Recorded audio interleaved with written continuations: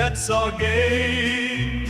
Harrison Booker with some wild claims. NCAA antics, athletes getting played. We're here to make you laugh till you fade. Sports and laughter go hand in hand. Talking Booker and the NCAA grandstand. We're the FlurrySports Pod, ready to ignite funny storylines. We're gonna take flight. All the hating women. That's a good spot to end it. I've never heard a person's voice sound more like a trumpet than at the end there. They went a cappella there for a second. All I typed in was mariachi band, and this. I mean, that's all you really have to do to create a banger, I think. So look at that. FlurrySports.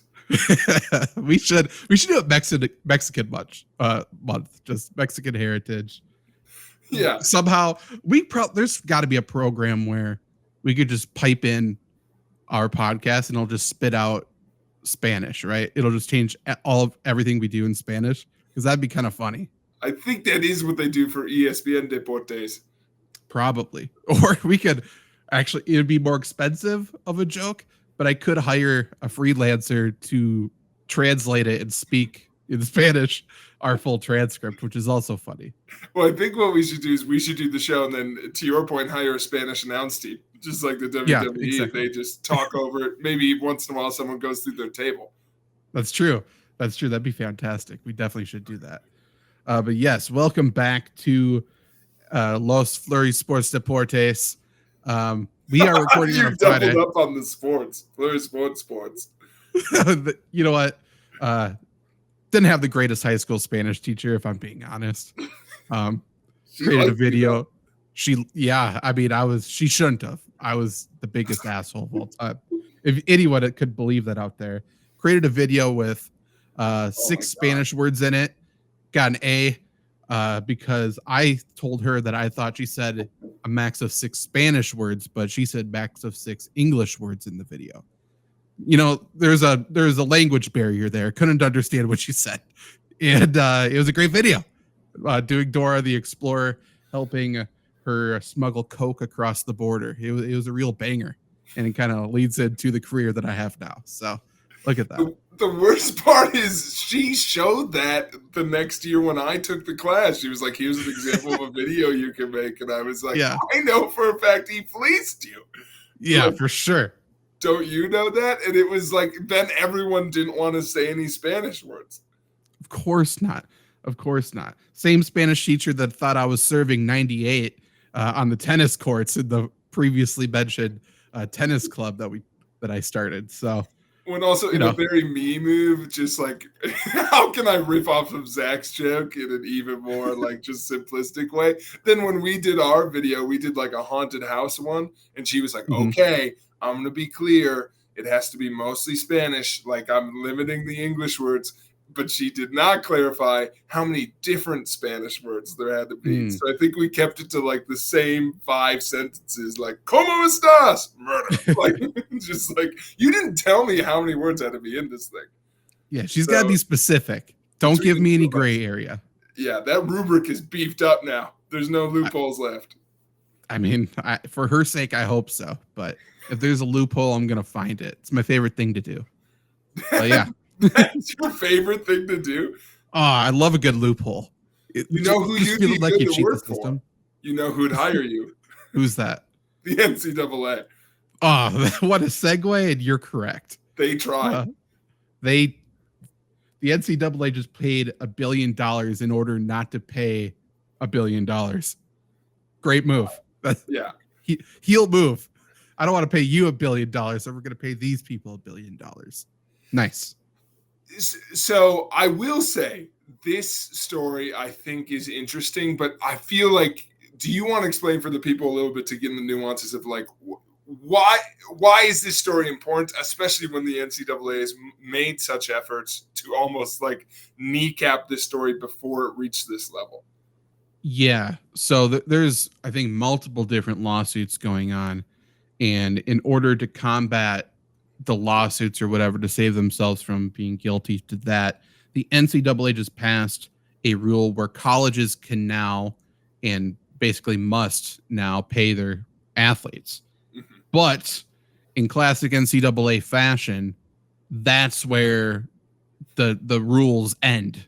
And what is there? It doesn't make any sense. So all the rule says essentially is no more amateur sports. Yeah. These are now professional sports, and do as you will. And there's probably going to be like a cap installed. There's nothing yet, but there's going to be a cap installed where it's like, this is the max you can pay. Yeah. And I think they have to put a minimum, I would assume, but they're going to give schools wiggle room for sure. Like there's going to be a certain amount of scholarships and stuff that they can give. But multiple issues with this already. So it's like, let's just say I play in bumfuck Southern University, right? You know, whatever it is. I toured there. Almost got the job. But like they don't care about anything but football. And rightfully so, because that's the moneymaker or whatever. But let's say this liberal arts yada yada college where they don't care about any sports and they think they're above sports, but they know football pays all their salaries. Either way, it's like, okay, can we find a way to not pay any sport anything other than football and just shove everything to football? That's an issue. Is Title IX, does that exist anymore? Like, do we have to pay the fucking volleyball program the same amount as the football program? Is that going to be, that's for sure a lawsuit in the future, by the way. Correct. Something's going to happen there. But like, they need to define it. It should be NCAA hire me. I'll cut heel promos for you. I'd love that.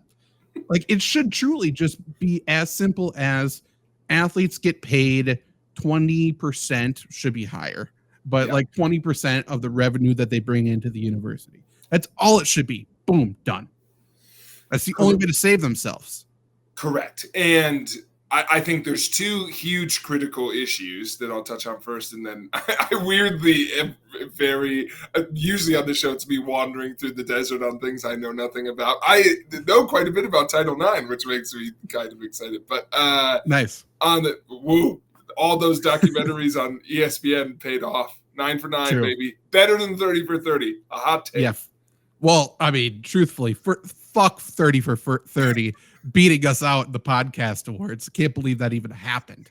Insane. That I think about that sometimes. Like they needed it. Yeah, right. Yeah, thank God. Who knew they had a podcast? Like, come on, guys. 100%. You've won all the video awards. Anyway, two big things. One, this is clearly the reason they're not trying to get it figured out is they are under the assumption, and unless more laws kick in, they're currently right, that it does not benefit them to have a working system. Because, because the NCAA right now is making such a large cut of the profits. And if they get into the percentage game, that will go down. Also, they didn't want this. So they want to be able to point at it and go, see what you get for paying people, which is, by the way, why they tried to preempt this by opening up the market before even the lawsuits were settled, because they're trying to now be like, well, we did do pay things and it isn't working. And they're like, no, you have to pay people. And two, and I think the other big piece is all of this stems from the fact that they are making so much money off of this. Like, that's really the, because I heard some very bad faith takes of people being like, watch out high school sports. You'll never be the same. And it's like, listen, perhaps, but the only, I'm not going to say this never hits high school sports, because honestly, some high school football programs will possibly run into it because they make so much money off of stuff that how can you argue that the generators of that profit don't deserve a share legally? besides being athletes, which goes out. So yes, that will hit. But on the fundamental scale, we are here because we were having a hard time equating with how are the largest stadiums and most profitable sports teams in America not paying anyone who where's the on money those go? teams. Yeah, correct. So that is the root of all of this. On the Title IX thing, to your point of like interesting rabbit holes that come out of this, I 100%, you know who's gonna get screwed on this is once again, get ready, women's sports, because what the Title IX rules dictate is surprise, surprise. There's nothing about money in there, so they'll have to add it to it. I mean, a little peek behind the curtain. What Title IX looks like is going to very much depend on what happens in November, because it's changed a lot since 2010 to 2016 to now, based on honestly just who's president. And I'm not making any comments there, but like a bunch of other things, Title IX was a huge one that gets impacted. But the big core of Title IX for sports was you just have to offer the same amount. They have to be. It's about opportunity. 100%. Now, do schools look at that and go, all right, we're cutting, because to that point, really schools have maybe 3 money-making sports, the big ones, and that's stretching it. So if these protections, which I'm assuming they currently don't for pay, extend to club teams, what is stopping all but, if you're going to keep basketball, baseball, and football at most universities and that's it, what's stopping a school from going to cool? Well, then we're just keeping softball, volleyball, and one other women's team to keep it even, and everything else is going. That'll be the question. The sports who truly or the schools who truly think that they are above sports, don't care about sports, we're not a sports school, blah blah blah blah blah. Those are the ones, like I was talking about before, that they're going to do it. Like they know they can't just cut sports entirely because they don't make money otherwise. But keep the ones that you have to, and then let's keep the women's sports that we don't have to. We already got a pool. Yeah.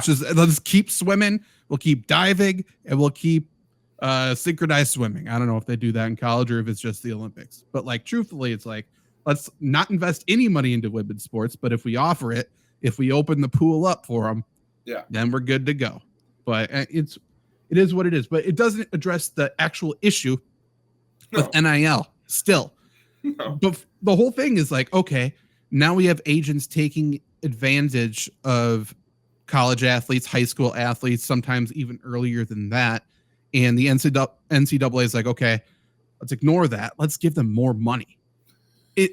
Truthfully, for just the connections that I have personally, I could fuck over the life of so many young athletes and profit immensely.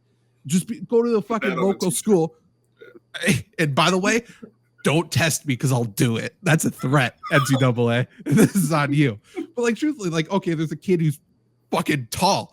Go to the youth football camp. And I think you were one of the people who 100%. Used to have a different colored helmet. Okay, boom, bullseye on that kid. He's got a big old head. He's playing college football. Okay, let's sign him to a nothing deal where it's okay, all you have to do is give me 25, 30% of your future earnings. And if you don't make money, then I don't make money. So really no investment. Your parents are, paycheck to paycheck anyways. And I'm going to promote you forever, blah, blah, blah, blah, blah. Oh, the deal, it's a lifetime deal. Or it's a 20-year deal. Yeah. And anything like that. And then all of a sudden, they're good. And they go to college and they get all of this now college money. They get NIL money. They get all of this. And it all funnels to me. And then nothing. I just screw them completely over. They can't get out of it because it's legally binding, blah, blah, blah, blah, blah. And the NCAA has no rules because this is the wild, wild west of NIL and everything like that. And there's nothing in place. And there's going to be so many people screwed. There's going to be so many documentaries coming out about this era. And Zach Bruder is just itching to get in on it. But for some reason, I have a moral compass and I can't do it. I'm just going to talk about it on the internet and let other people do it. Yeah, I mean, I'm not going to lie. This is one of those stories. I feel like part of the reason we don't hear about it is hard to feel hopeful about like what is the incentive to fix this system? That's my only hope, is that these because if you're wondering, well, why did the court things come out this way? Well, two things. One, it was never legal to do this. They just never got called out on it. That was like the big piece, because the money, honestly, a lot of this stems from, if you look at some of the court cases that are like fundamental to this, it's fucking NCAA video games. Like, it's truly name and likeness in video games where people were like, I didn't make it to the pros and you're not giving me any money. And I'm playing as myself right now. And so that's like the big breakthrough thing. So one, if you're like, I just hate, because I'm seeing so many takes now of like, is this even what the players want? Yes, it's not on them. To all this court hearing said is, this is the worth of this industry. Like, this is what should be coming out. And yes, that adds more money to it, but that should be what's going into it. And also, this is a documentary that would be so fucking boring, but is probably what we need. How much are these athletic directors making? Like, this money is in this industry. It's just not set up for the players. So yes, universities are going to have to totally restructure. It's almost like there should have been, how come college coaches can make so much goddamn money? Well, because they weren't paying anybody else anything. So maybe we should restructure that. But I just hope this, for too long, doesn't come down so hard on the athletes who, it's going to really impact the athletes, to your point, who are going to make money in different pieces. I hope they find a way where it's like, there's so many athletes in college. It's like, I just kind of wanted to be here. I'm not going to go pro.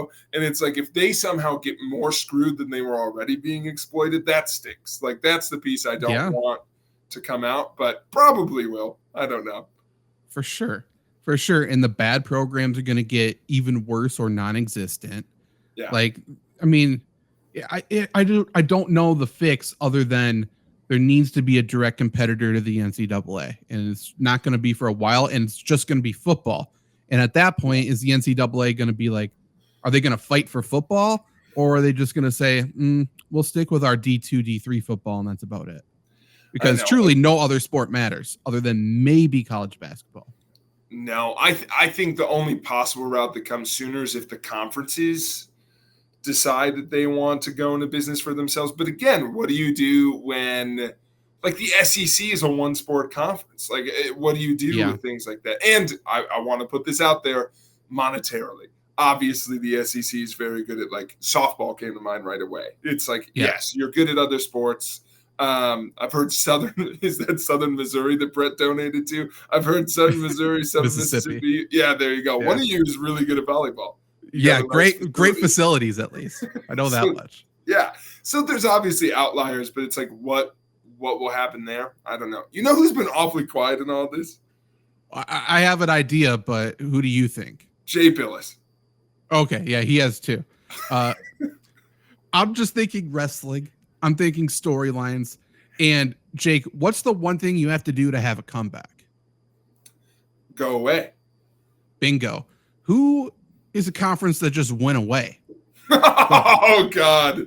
What if the Conference of Champions is coming back to save us all? They're going to bring in all the big schools for football, and then that's going to be they're going to somehow the Pac-12 is going to be the one to take down the NCAA. I can feel it. Dude, that's Pac-12 versus NCAA is a kick-ass documentary. That's really good. What if I told you Washington narrated by Bill Walton, for sure. 100%. Is Larry Brown alive? Like, let's get some people in there. I think I think there's a big call to action here. I think what will be telling is how much people care about this. I think the biggest thing NCAA has going for it is somehow this news is still being delivered in a way where it's like, well, if players just didn't want to be paid, we wouldn't be in this mess. And it's like, they didn't even, I hate to break it to you, most of them didn't even ask. It was just like, we've gotten to this point because a few really screwed over ones asked, and then they had to look at it. And of course, this is why I mentioned Jay Billis. Jay Billis for years going out there and being like, I don't think they have a case. If they bring this up, why would you need to pay athletes? They're getting scholarships. Mm-hmm. You're fucking the worst. He doesn't get enough shit. He's got a lot of bad takes under his belt. For sure. For sure. And this news actually did come out at the perfect time for people to care about it, I think, Yeah. in terms of sports fans. Because, I mean, NBA playoffs suck. NHL, people aren't watching. Baseball is before it's important. And then there's no football stuff. And even still, I feel like people don't truly really, they don't care. It's just kind of boring news. Like, we don't have people exciting talking about it. It's not flashy. It's not fun. We need people getting screwed over. I don't know. It's just not fun news. We need something to drive it home, but I don't know.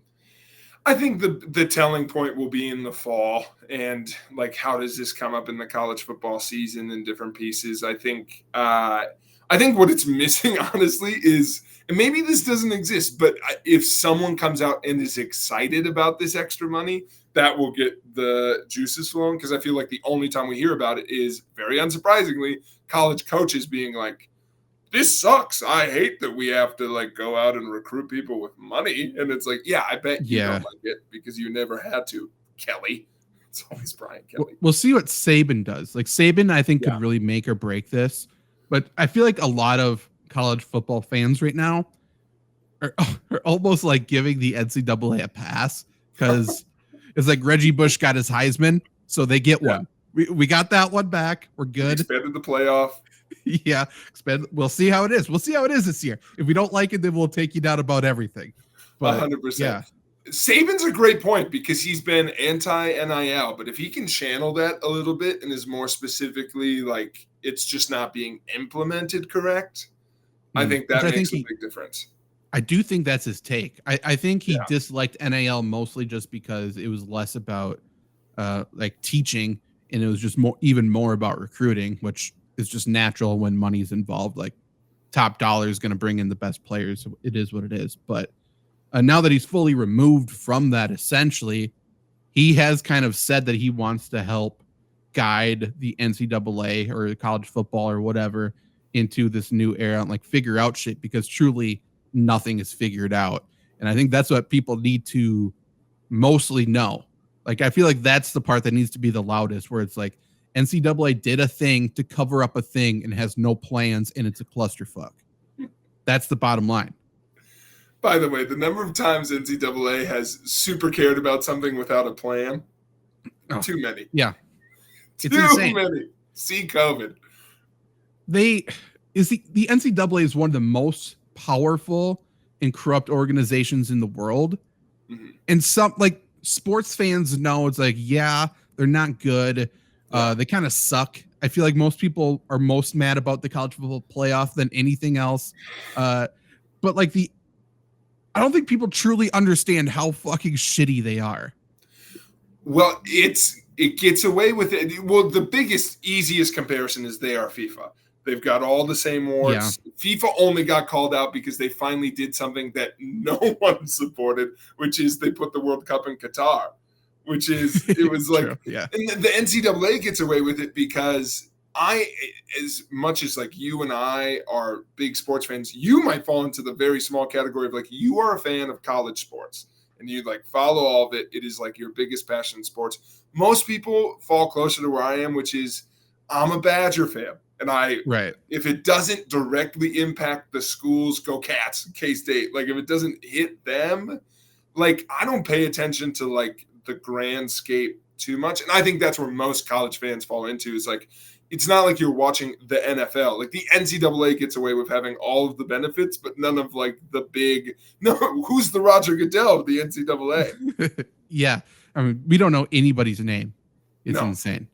But Jake, unfortunately, the transfer portal is like this new thing that's related to all of this. Nobody lost and got hurt worse in college basketball than the Wisconsin Badgers in the transfer portal this year. And I'd like to know what Pete has to say about old Greg Gard, because I have a feeling he has something to do with it. It's not like people wanted to come play for Greg Gard. In fact, the exact opposite happened. And they went to Bill Self. They went to other people like that. Like, what are we doing, Greg? Well, he got an extension. Didn't he get an extension? I think he might have. He got an extension. Yeah, I can't listen. I'll get more interviews from Pete. We got to bring that segment back. I kind of forgot about it. Yeah, I gotta bring his take back in. I will tell you, this is anecdotal, but his exact reaction to it was, this might do Greg in. Like, it's not like his fault thing. Like, he recognizes the writing on the wall, but like it's something that's happening to him. Right. And you know what? I hope it does him in, but I don't think the fact that they gave him an extension at the same time it happened tells me we talked about it earlier. These college coaches are pocketing all this money. Like, maybe Store could have used some of that money to stay. Well, I don't know. That'll be, and this is my last Badger thought, but it'll be interesting what they do, because talk about, this is the decision schools have to make. They're kind of caught in between, like, are we a football school? Are they going to pick? Because lately, the last 10 years, I don't think it's a question like the basketball team is better. More successful, but we're still a football school. Still a football school, so we'll see him. Because, by the way, no one likes that fucking guy right now either. So, yeah, that's true. There's at least like optimism. With Greg Gard, it's like, no, boy. But they broke the one good old boy rule Wisconsin has, which is, how did they expect people to like the new coach when Jim Leonard was right there? Like, I know. That wasn't even official, but just the rumors of like, oh, you're not going to give – Leonard's done his time. Like, we're just so loyal. We don't even know if he wanted the job. We're like, okay. And now that he didn't get the defensive coordinator job for the Packers, we're like, what the fuck was that for? Yeah, poor Jim. Poor Jim. Let's get him on payroll somewhere. But I think I said this time last year as well, like, Wisconsin's going to get crucified if they're not good. Because not only did we not give Jim Leonard the job, we started passing the football. And every old Wisconsin person is like, why don't we just run the damn football on first down? That's all we need. Franklin Allen's like, he's 18. He's 18 and he's the size of a semi-truck. Why are we handing him the ball? Yeah, which is true. Like, I'm not saying they're wrong, but it's like 3 yards is all we need. Get 3 yards 4 times. Guess what? That's a first down. It's true. And they can't get out of their recruiting scheme. Like, no matter what you do, 5 guys the size of Pillsbury Doughboys come to the offensive line. Mm-hmm. Mm-hmm. Not last year. No. Not last year. We'll see what happens. But, Zach, I have a segment to talk about with everyone's favorite sport, the NFL. Because it's time. It's in the air. The schedules are out. So it was on my mind. Thank God. Biggest news. That's right. And I have a segment I think we could bring back. It's called Sweating the Little Things, because I was just thinking about the NFL, and one stat really jumped out at me in one player. But I'm going to start you with this stat because I'm going to give you a list of names, and they all have, I think, 2 notable things in common. So I want you to see what they can name in common, because I dove way too deep on this particular issue coming up in the NFL, okay? Okay. So here is your list of names. Tommy DeVito, Daniel Jones, Davis Mills, Justin Herbert, Baker Mayfield, and Nate Peterman. Okay, they're all white. That's one. That was a pretty obvious one. Everything they all have in common. They were all 4-year college players. I don't know. Oh, Zach, I wish. And it brings us to our actual person discussion today. They are all people who at one point beat out Tyrod Taylor to be starting quarterbacks in the NFL. Or you could argue for some of them, people he should have definitely started over at some point. So, yeah, because this list, and you mentioned it, Zach, all white, I would argue, especially when he was there, all mediocre. Even Phillip. Not Herbert, but yeah. Well, we'll get into it. Because Herbert ended up being good, but it was pretty early. Well, I mean, we all remember I said he's 12th best. I was pretty adamant on that. Like, I don't think I wasn't crowning him, but he was okay. You know who Tyrod didn't beat out, though? Elite Joe Flacco. That's correct. Put him in his place. And so here's the thing. First off, I'm going to respond to a text, which is not good, but someone just texted me, yo, did you call me? No. All good. Okay. So those are my favorite ones to respond to. And then here's this, Zach. Tyrod Taylor, coming up, has gotten signed to the New York Jets. And this is what jumped out to me. He, for what seems like the 100th time in his career, is at a spot where he could play, but probably won't. And also definitely did better last year than you think he did for probably the millionth time. And so, Zach, here's the segment for you. I literally went through Tyrod's career, and I just want to talk through it. Because what happened to this guy is a tragedy. Yeah, for sure. 100%. And also funny. Because how does all of this happen to the same person? So, because it started back, Zach, and I will also say one of the best stats I've ever stumbled upon is in this. So get ready for that. It comes kind of early. 2015, he debuts with the Bills. Here's my first question to you as we go. Do you remember who his head coach was in Buffalo in 2015? A hint, he had just gotten out of a stint from a job where he was much more famous. It was Rex, right? 100%. Rex Ryan.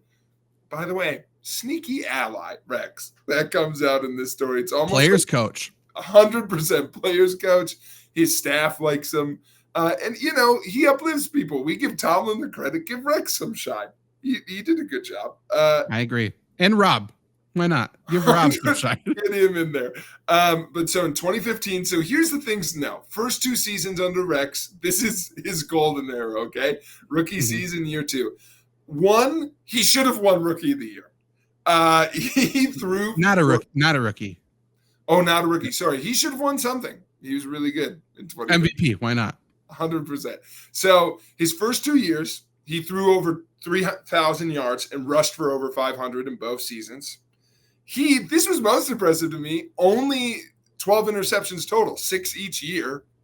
Yeah. Including the big thing for him. He broke the Bills record for most consecutive passes without an interception. And he brought the Bills back to relevancy. 100. He reignited Bills Mafia. Like Scott McDermott would come back in and be like, "We're not rebuilding," and it's like because of him. He's the only reason you're not rebuilding. And also this stat, which is in his rookie year, he became only this is from Wikipedia.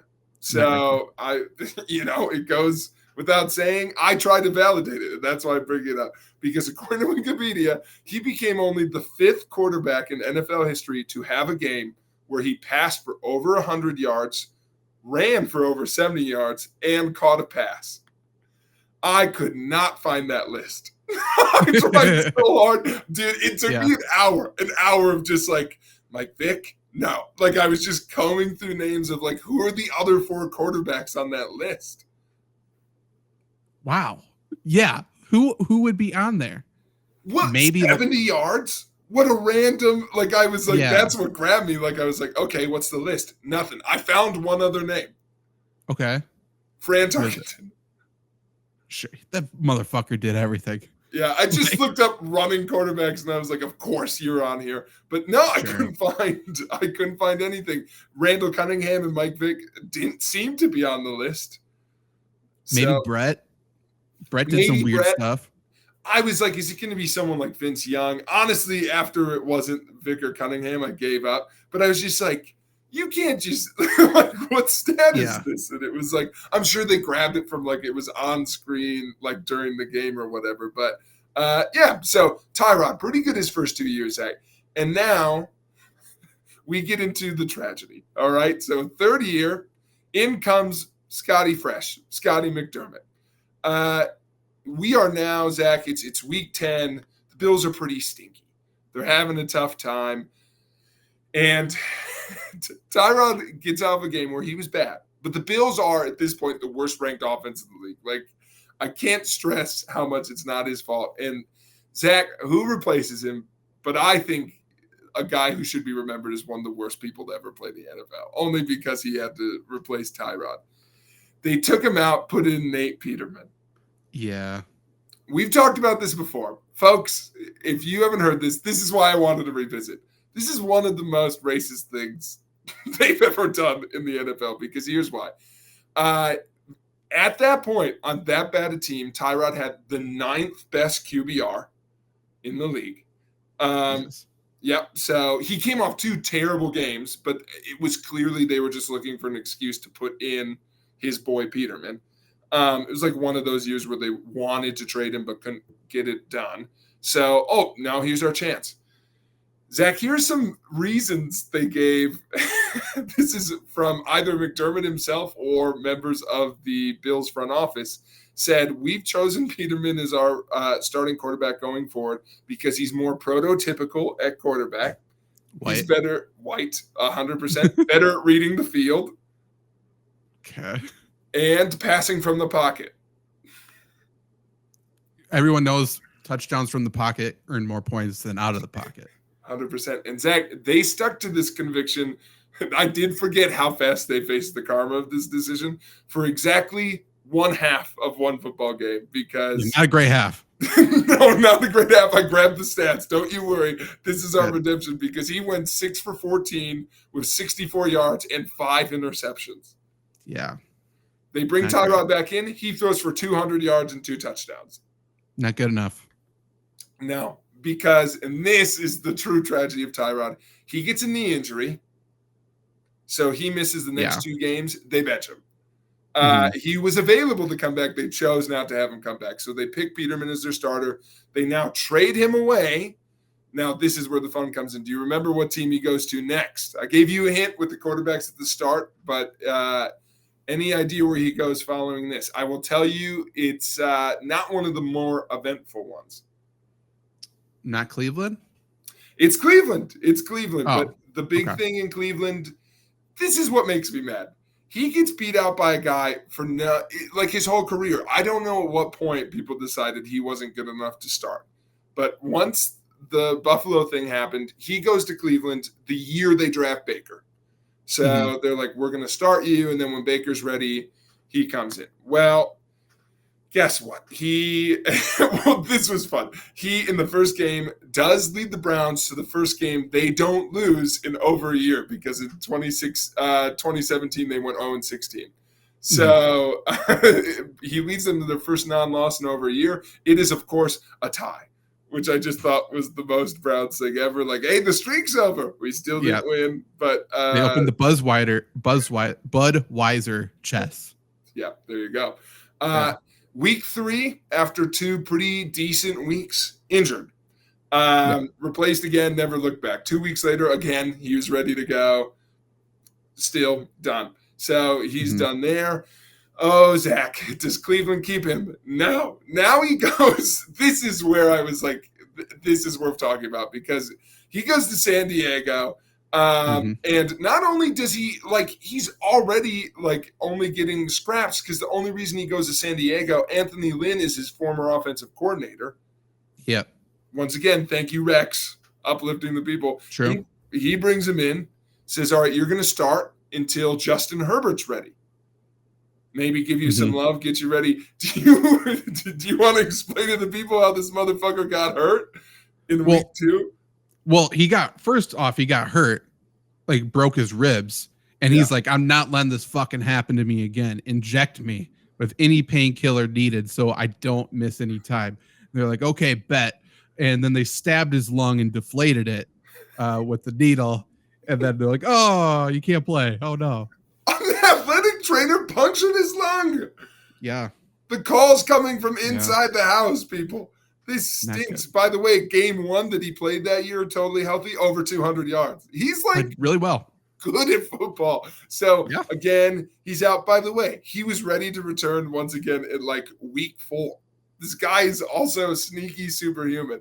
So he goes to Houston. Now he's, again, the only reason he gets the call, surprise, surprise. And this will tell you like how good he is in practices and things, like people can see it, because former QB coach for the Bills, David Culley, little remembered now, he was the head coach at the time in Houston. He says, come in, you're going to be a backup, but we'll never need you, because why would Deshaun Watson miss any time? Well, Deshaun Watson has some issues at massage parlors. So allegedly. So in comes, not that allegedly, but Yeah. in comes Tyrod. And Zach, this to me was the first stint I can remember where it's like he killed it while he was playing for Houston in that little stretch. And I say little stretch because one game he goes 21 for 33 for 291 yards, 2 touchdowns, and rushed for 50 yards. He then injures his hamstring. And Zach, this is where it's at because he lost his job to Davis Mills. Yeah. Yeah. Why Davis Mills? They just keep getting more and more white and bland. That guy's got 2 last names. Yeah, not good. Not He's named good. after Jefferson Davis. Like, that's not good. No. When he's and one of the worst cereal companies, General Mills. True, yeah. But here's the NFL does this sometimes. This was the larger point I was arriving to, which is they just decide at some point, you're not good enough, so you're a journeyman.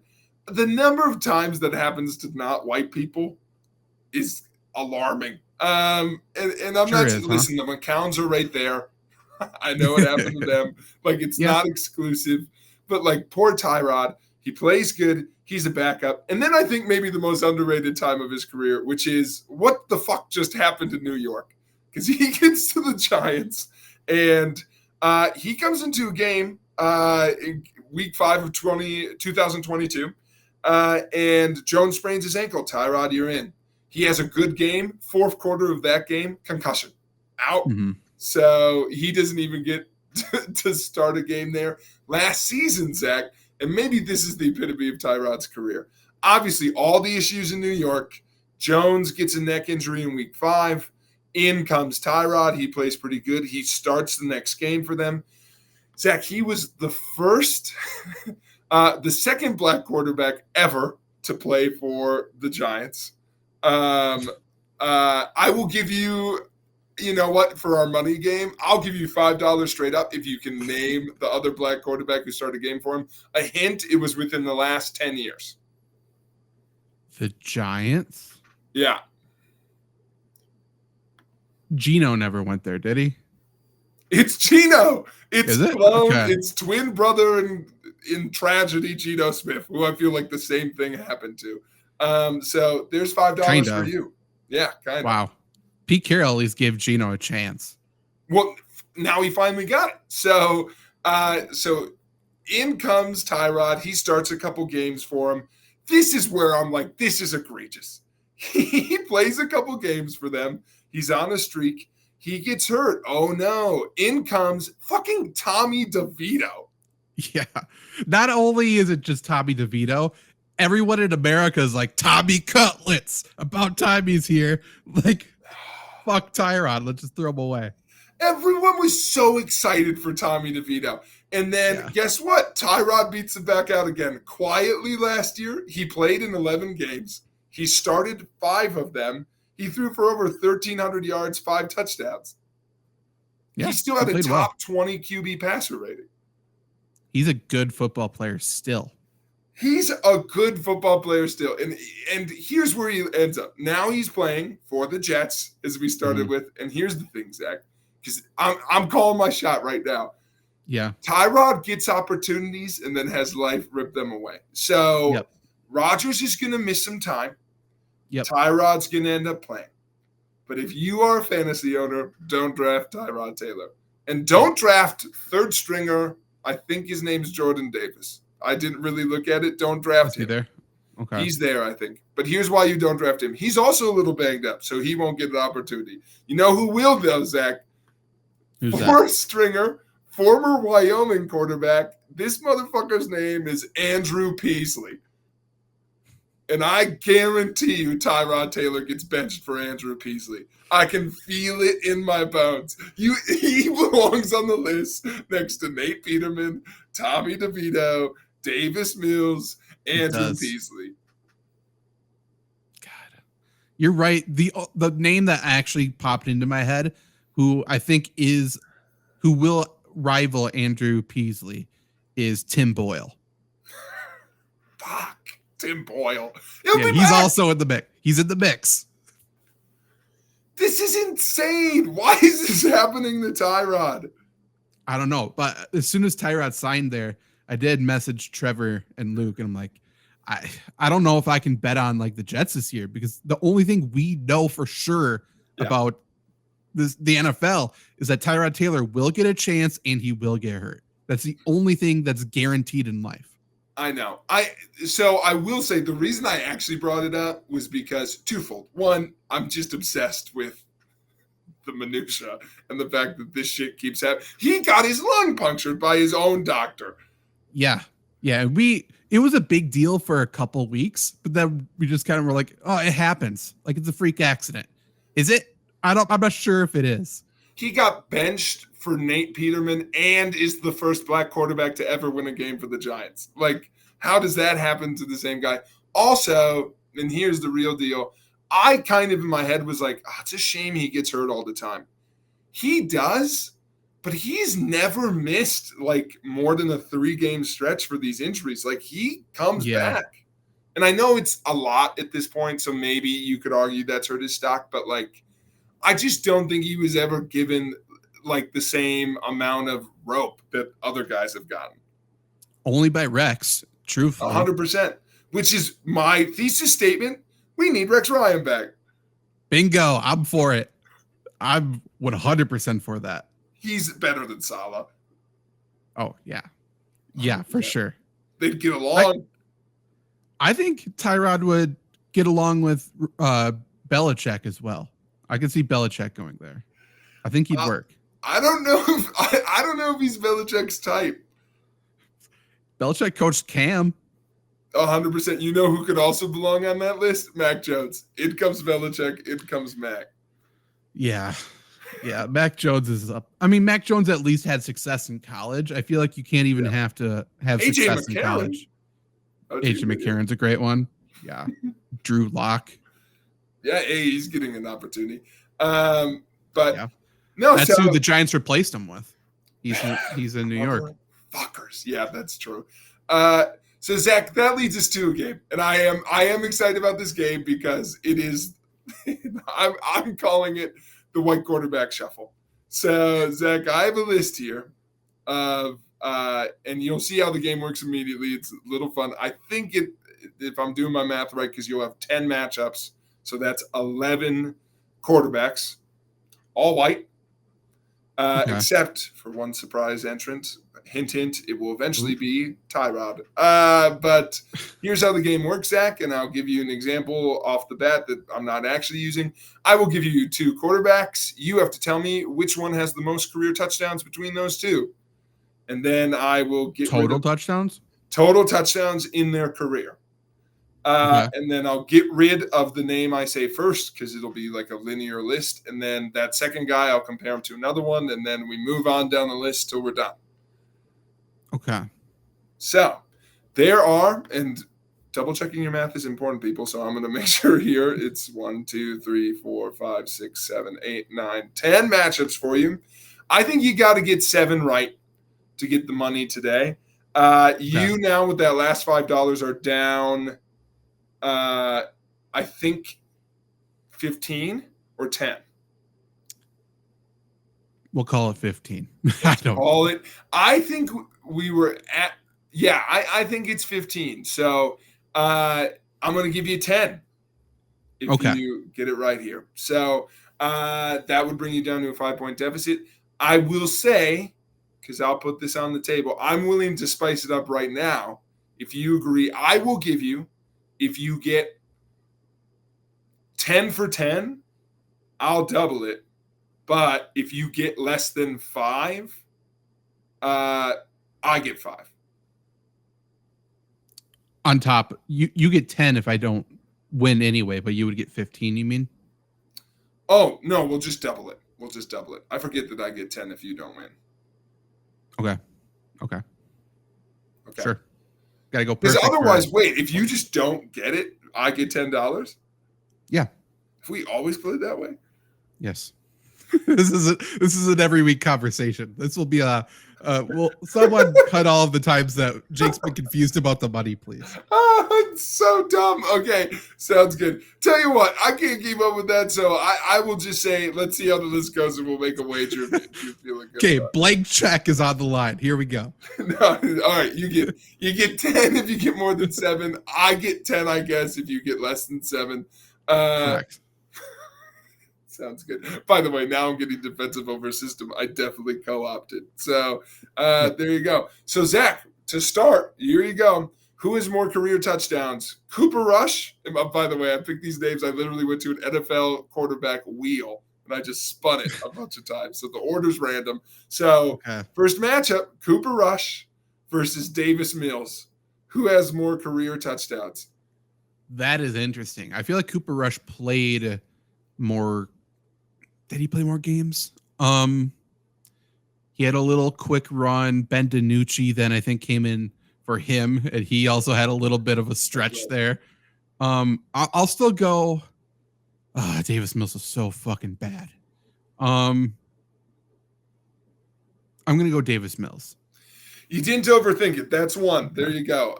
Cooper Rush's stint was incredibly short. Even though Davis Mills played bad football, he got to play a lot of it, as we mentioned. Okay. So he has 35 career touchdowns. Cooper had 8. So less than I thought. Yes. So his stint was small. So there you go. So now you know Davis Mills, he's at 35.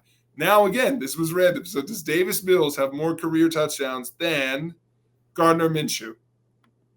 No, Gardner's got more. Correct. Not particularly close. Gardner Minshew has 59. Okay. Again, another guy you forget. He played quite a bit for Jackson. He might be starting this year for the Raiders. Yeah, that's scary. All right. And like I said, some of these are giving me, Zach. I think there are some tough ones in here, but you're doing good. So you're at 2 right now. Does Gardner Minshew have more career touchdowns than Kenny Pickett? Yeah. That is correct. How many does Kenny have? Let me take a wild guess how many Kenny has. Got it. Kenny if you hit it basically exactly, I'll give you $5. He played, I think, pretty close to 2 full seasons then. I think he's got 15 touchdowns. Oh, fuck. That's close. 13.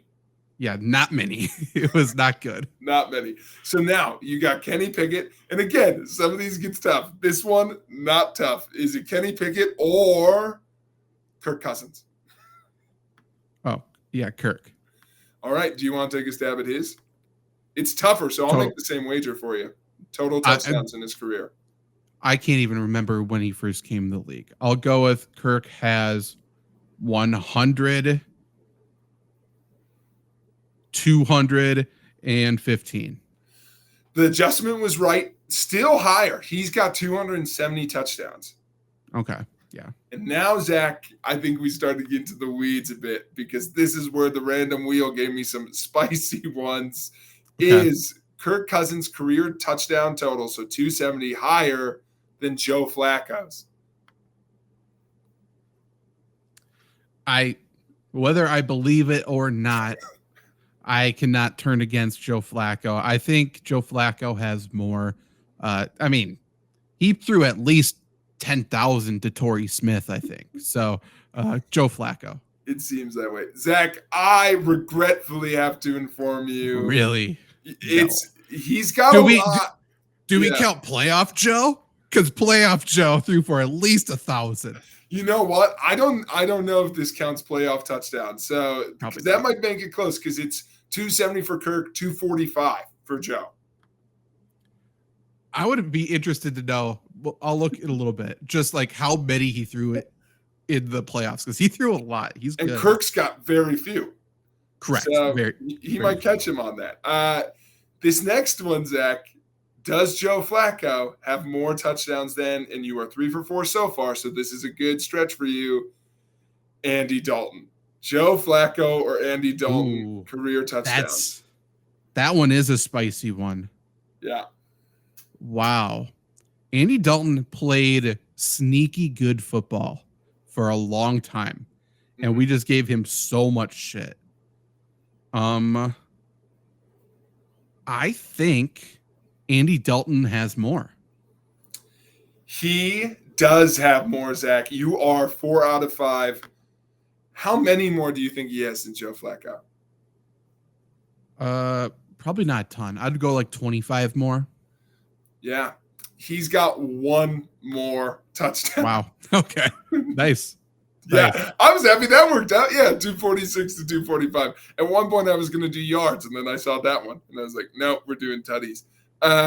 So there you go. So Andy Dalton, 246. Does he have more or less than Zach Wilson? More. He does have more. more. All right. See, the list giveth, the list taketh away. You're back on track to 5 out of 6.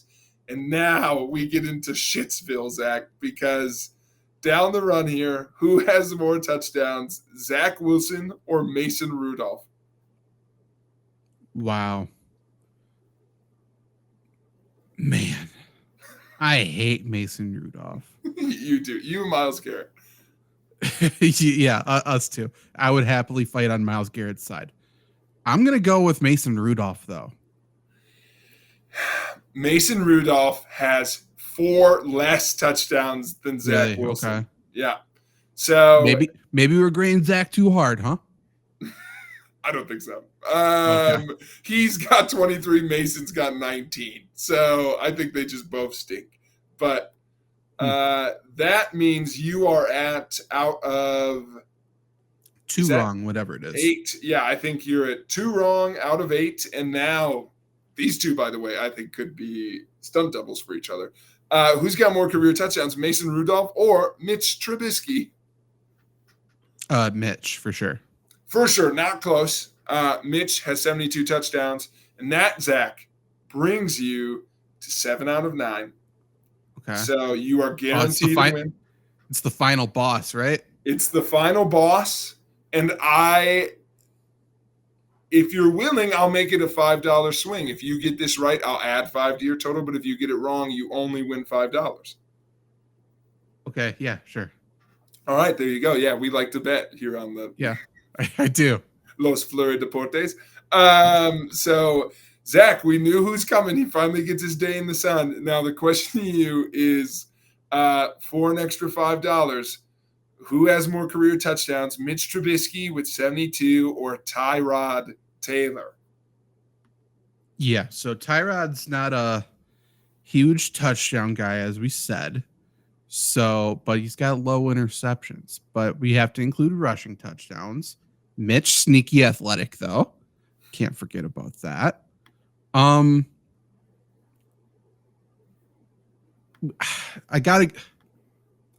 has to have more.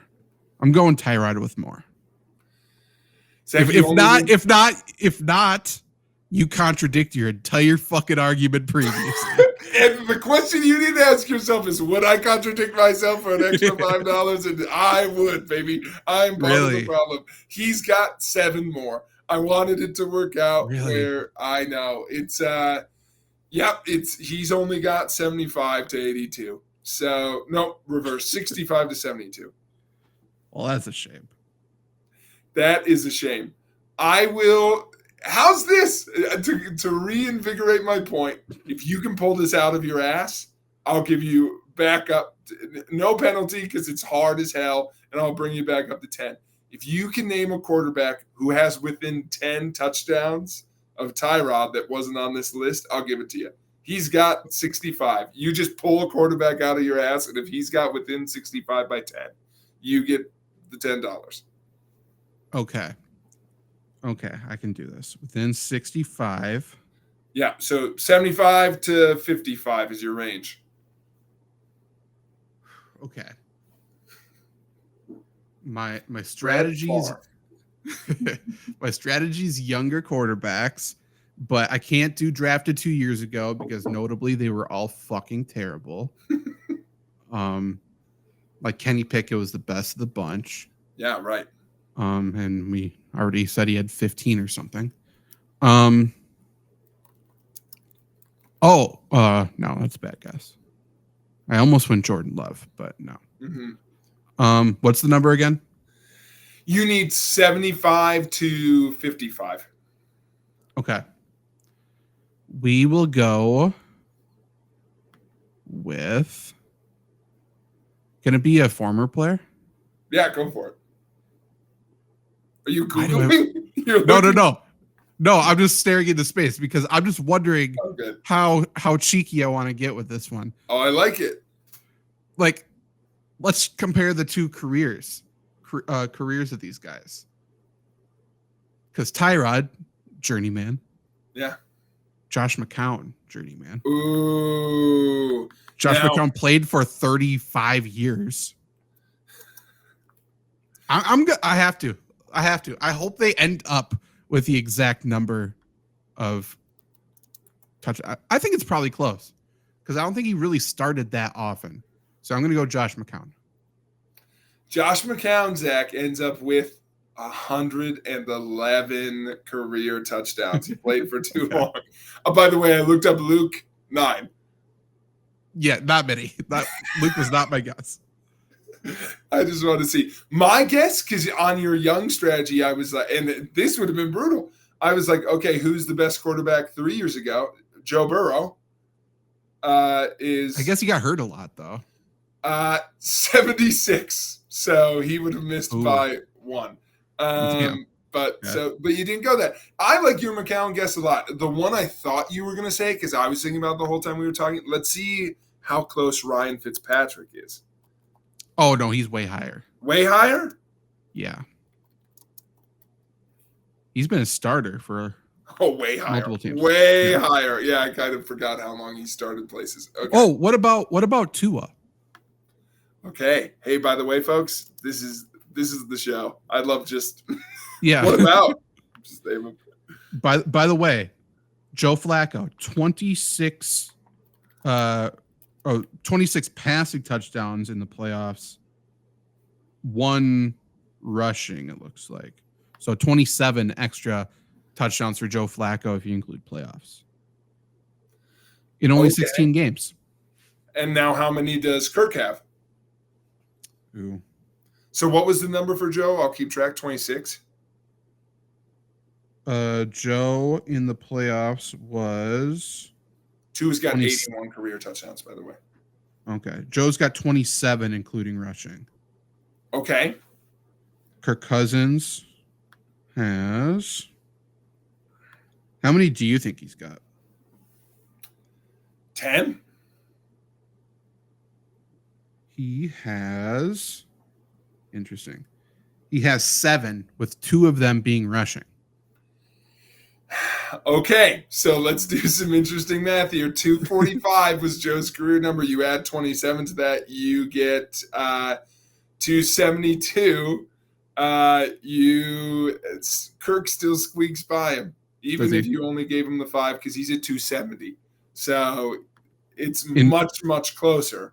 If you add the career touchdowns, it's 277. If you only make it throwing, it's 275. He would still have him beat by 4. In 5 career playoff games, Kirk Cousins has 5 touchdowns. And we say, it's not Kirk's fault.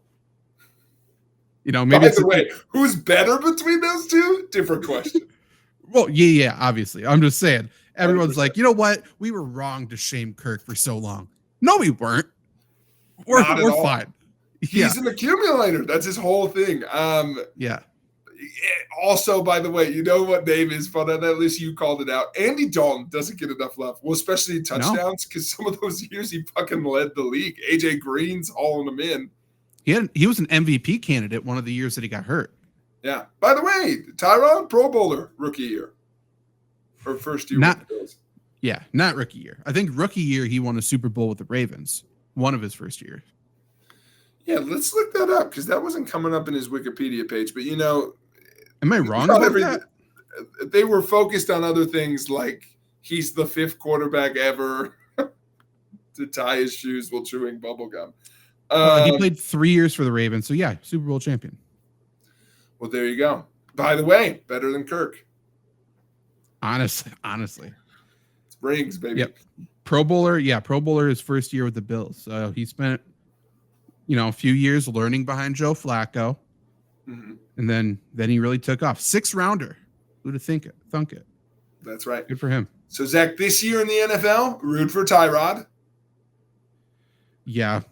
Yeah. And Stephon Diggs. He's the other No. one. Oh, He'll really? never In Houston? I hate Stephon Diggs. Fuck him. Oh. He's the reason why I'm confident Houston's not going to be as good. Wow. Really? I think he's going to shine somewhere else.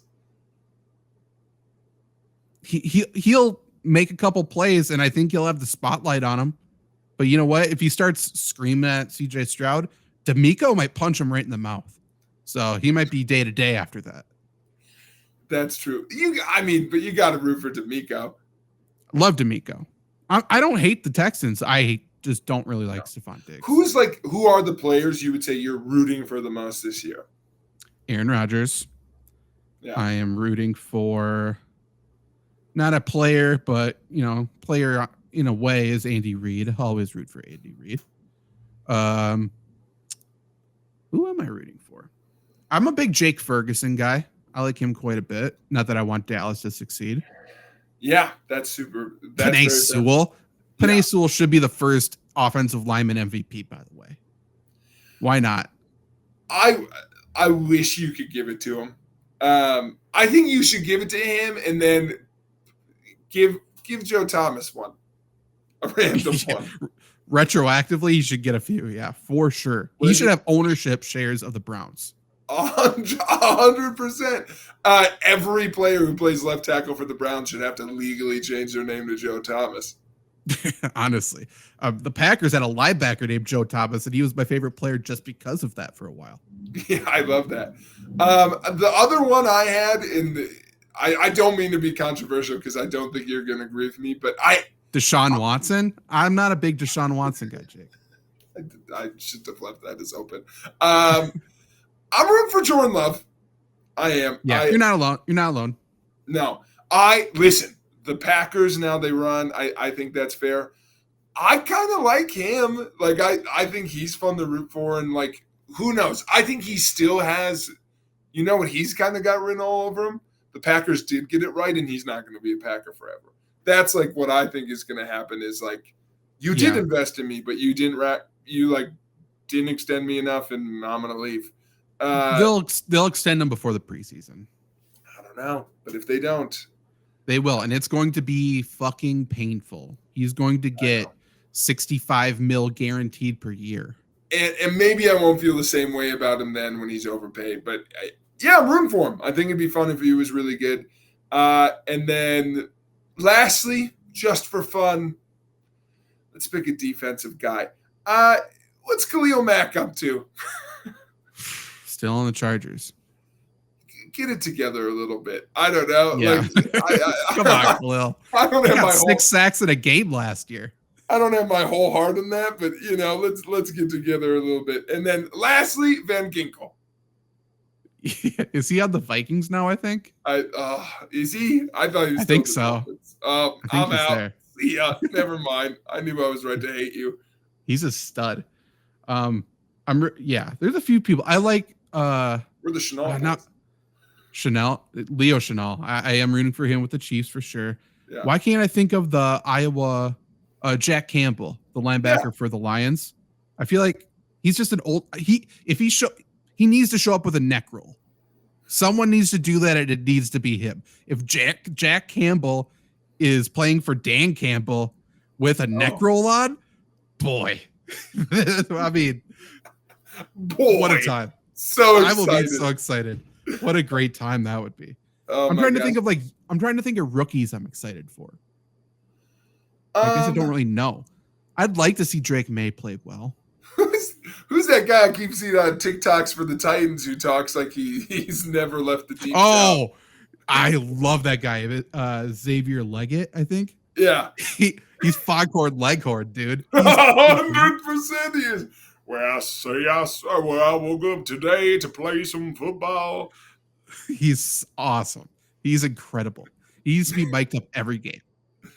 He's good. And by the way, talk about a guy who doesn't get enough credit for how fun he sounds in interviews. I want Geno Smith to do good. Yeah. I'm not confident. That whole Seahawks team, and behind him now, Sam Howell. So it's like, do we give Sam Howell a shot? Sam Howell, who the NFL spotlighted for Pacific Islander Awareness Month, by the way. Did they? Yeah, 100%. I didn't do the research on that before coming on the show, but they definitely highlighted him, and I've been confused about it ever since. Is that now? Or it was, I think, April. And I've just been sitting on it. Like, was he the only one, they said? Or did they say like and Panay Sewell and people like that? Well, I think it was just like they were spotlighting random ones, and to be honest, I think my eyes went to Sam Howell a little bit. What? Is he part of the bloodline? What's going on? Hold on. I really hope I'm thinking of the right guy because I just looked it up. There's no way. There's no shot. I was just thinking of someone. It might not be him because he's from North Carolina. Yeah. And he eats chicken tenders for every meal. That's his Who thing. was I thinking of? Hold on. They just highlight so because I even looked it up to confirm with whoever it was. Maybe it wasn't Sam Howell. Who is the Commanders quarterback this year? Now it's Jaden Daniels, who's a rookie. Backing him up is, I don't know. I actually don't know who's backing him up. It's not this. You didn't get to this before I did, but I don't want even someone listening to this to go, I'm not fucking thinking of Marcus Mariota. So leave me alone because he's the backup there. Okay. Yes, that would be fucking wild. Who was I thinking of? I don't know. Maybe that's the name of the show. By the way, I just typed into Google NFL Pacific Islanders, and the first article that came up is why are Samoans overrepresented in the NFL? Why are we taking that stance? Too many Samoans. Let's cut them down. Why are we doing that? By the way, okay, so it was Asian American and Pacific Islander Heritage Month. That's Sam Howell, notable Asian. Yeah. It was someone who I was like, Ni hao, go fuck yourself. Ni Howell. That's the title of the episode. That sucks, dude. Who am I thinking of? Monte Teo? Probably not. Probably not. Yeah. Young Wei Koo. Yeah, for sure. I'm going down the list of people they recognize this month, just trying to find it desperately. You're naming some pretty obvious ones, I feel like, right now. Well, that's why. Man, why didn't I write this down? That's the story of my life. Oh my God. It was who was it? Oh Jesus, I don't know. See you next week. I don't to find it out. Write it in for us, please. Comment below. Some white guy. I would probably say no if it's for Pacific Islander Month. That was why I paid attention to it. I'll just assume it's Sam Howell. Okay. We'll see you next week. It was Sam Howell, motherfuckers. We're back, dude. We cut off. We're in. We Googled. He's part Korean. Sam Howell's part Korean. That's why he eats his chicken tenders with chopsticks. Who knew? I didn't know. By the way, Sam Howell, part Korean, half Samoan. So he's born and raised in Hawaii. Born and raised in Hawaii. So he's a quarter white? Or what's the quarter? Yeah, and it just happens to be the front quarter, It's just the part we can see. But, it's what's on the inside that counts. And for him, that's, API, baby. But yeah, okay, thank God I brought up the right guy. Yeah, he was highlighted AAPI Heritage Month, and I was like, why the fuck are we highlighting Sam Howell? I hope he wasn't the poster child for it, but sure, I guess. Yeah, I thought it was you were, by the way, born in North Carolina. Wikipedia, you didn't help me out much. He's born in, so. Yeah, dude, this is getting wild. Okay, so Wikipedia says he was born in Waynesville, North Carolina. Okay. Notable Hawaiian population. And you went to high school in North Carolina. What the fuck is happening? And then Sam Howell. I looked up Sam Howell Korean because we found that first. There's an article. If you Google that, it says Sam Howell reflects on Korean heritage in wake of his grandmother's passing. The sentence they highlight is born and raised in Hawaii and half Samoan. Huh. Yeah. I think he may have upplayed. I think he may have lied. For his personal life on Wikipedia, it says Howell is part Korean.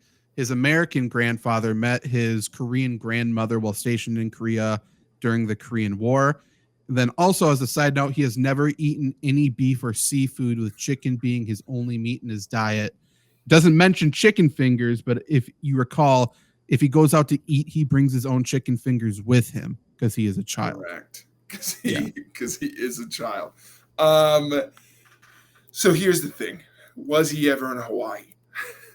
That is true. I'm not seeing that on Wikipedia. So Sam Howell, defend your honor. Sam Howell, Hawaii. Sam Howell, Hawaii. Excited to be a Seahawk. Just that one article that says he was born and raised in Hawaii. He wasn't, though. No, not at all. By the way, you know who wrote that? Fucking the Commanders. So they've gotten things wrong before. Classic Dan Snyder trying to control the narrative. Yeah, there's no way. He went to high school in North Carolina. He was born in North Carolina. Oh my God. I figured out what's happening. Oh, this is even dumber. Okay, I figured out what's happening. So you Google it. You Google Sam Howell, Korean. It takes you that article talking about his grandmother's passing. By the way, this should go without saying, I'm not dunking on Sam Howell. Just thought it was an interesting choice to highlight. Yeah, by the way, I didn't see them highlight Panay Sewell. I did see them highlight Marcus Mariota. And speaking of Marcus, what Google was doing was grabbing the part of the article in the website. Born and raised Hawaii, half Samoan, of course, new Commanders quarterback, Marcus Mariota. Right, replacing Sam Howell, kind of. So they're in the same website. So it went and grabbed language from that article. So this is how rumors get spread, by the way. By the way, Sam Howell not half Samoan. No. All it says is part Korean is all Wikipedia. He's part Korean, but he was featured in NFL, we're back to you. Yeah. We're featuring him for API month. Maybe he has to be. I don't know. But I didn't see a highlight Puka Nacua. It's like saying Kyler Murray because he's part Korean as well. Like we don't need to honor him during this month. How many players have visited Hawaii? Right. Yeah. Every vacation Pro Bowler. there. Yeah, 100%. Right. Hey, good for him, but I'm glad. Honestly, by the way, I haven't been to Hawaii but I had a poke bowl yesterday. So if people would like to write me a letter of some sort, it could be hate mail. It's fine. I'd like to see. I haven't got mail in a few days. Yeah, write it to Hada Bruner at Elk Mountain School District. Actually, you know what? No. I am Asian. I am 0.02% Mongolian. And no one said anything to me about it. It's true. I'm part Mongolian if you consider Sam Howell part Korean. Okay, he is more part Korean than you are. I don't think he deserves the shade. I think NFL's got to get their shit in order. They were like, we can't even not highlight a white guy during API month. That's my thing. That's true. Sam Howell should be on that list of guys who played in front of Tyrod. No, because those guys are all white. Yeah, notably not. That's why. All right, hey, thanks for listening. It's very rare we get to come back on and go, guess what? I was right about something. So yeah, we couldn't pass this up after the Panther City fiasco where we really should have come back on. We can't do that again. Yeah, 100%. Never again. Yeah, if there's one thing that we all know about this show is that we're not going to spread misinformation. So we wanted to bring hard-hitting analysis to you. You're welcome. Enjoy the rest of your week. Happy AAPI month later, Sam Howell. Sayonara. How about that? Ready to